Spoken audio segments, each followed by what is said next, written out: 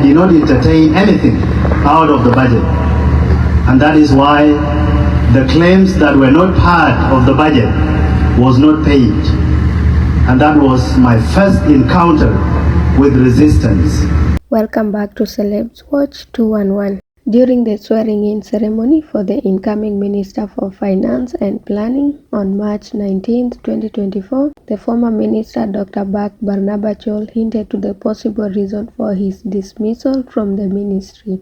This part will be very important for the next section of this video. What Dr. Bak said during his speech confirms the allegations that the incoming Minister for Finance and Planning, that is Engineer Awuow Daniel Chuang, is a puppet brought in to benefit Benjamin Bol Mel and enhance corruption. For those who don't know who Benjamin Bol Mel is, he is a renowned South Sudanese businessman turned politician, and he serves as one of President Salva Kiir Mayardit's financial advisors, as well as a Presidential Special Envoy on special programs.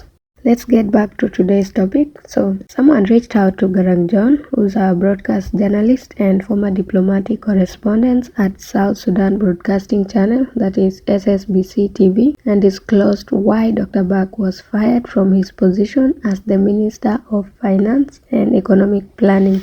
The message read, and I quote, "Hello GJ, why aren't you talking about J1 these days? J1 is the foundation of South Sudan's failure and must be exposed. And for your information, Bol Mel is the one who told the president to dismiss the Minister of Finance, Bak, just because Bak refused to allow him to take $25 million from Central Bank. The new finance minister is a puppet brought to facilitate Bol Mel and other crooks looting the state coffers. I work in Central Bank and got all the details you need. Kindly conceal my identity and I will share every piece of information you may need, including daily transactions. This country is heading nowhere at all."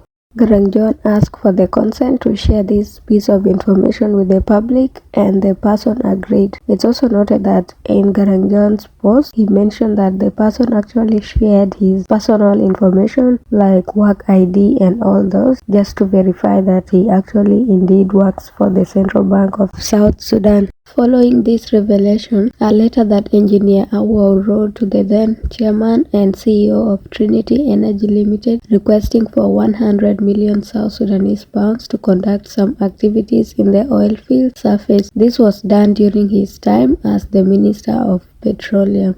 And Junubin couldn't help but question which activities lacked budgetary allocations from the Ministry of Petroleum itself.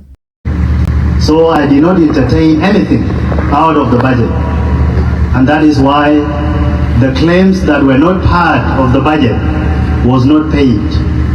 And that was my first encounter with resistance. I then found rampant medical claims flowing all over the corners of this ministry. I stopped them to safeguard the budget, but people did not appreciate it.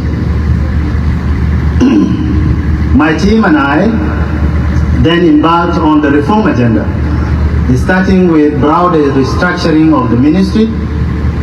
Until our intervention by then, this institution lacked cohesive organizational structure. Literally, there was no clear organogram, but now we have one, and everybody is well fitted. I did the deployment of DGs, directors and the rest in the spirit of inclusivity and merit. I did not care who brought you here or who you are. I just read your profiles, experiences and performance, and that were the basis of my deployment. During my tenure also, I issued a number of ministerial orders to enforce efficiency and effectiveness in non-oil revenues collection.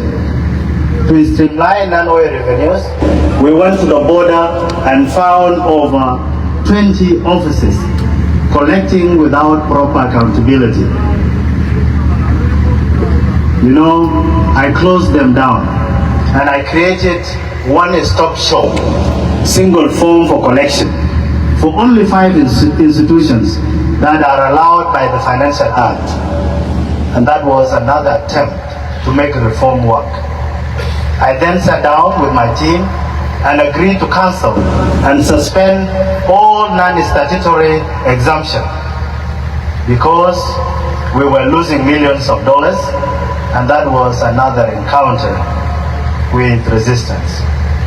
We then introduced electronic cargo tracking notes with my brother Africano and my brother Albino Dak to reduce under declaration, underestimation, and track all our cargoes leading to Juba.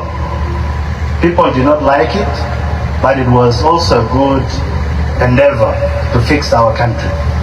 In the same regards, we slashed the number of organized forces to 50% at the border. Will that work? I don't know. But I believe Engineer Awuow Daniel will continue in the same path. And I know people are very sensitive to change.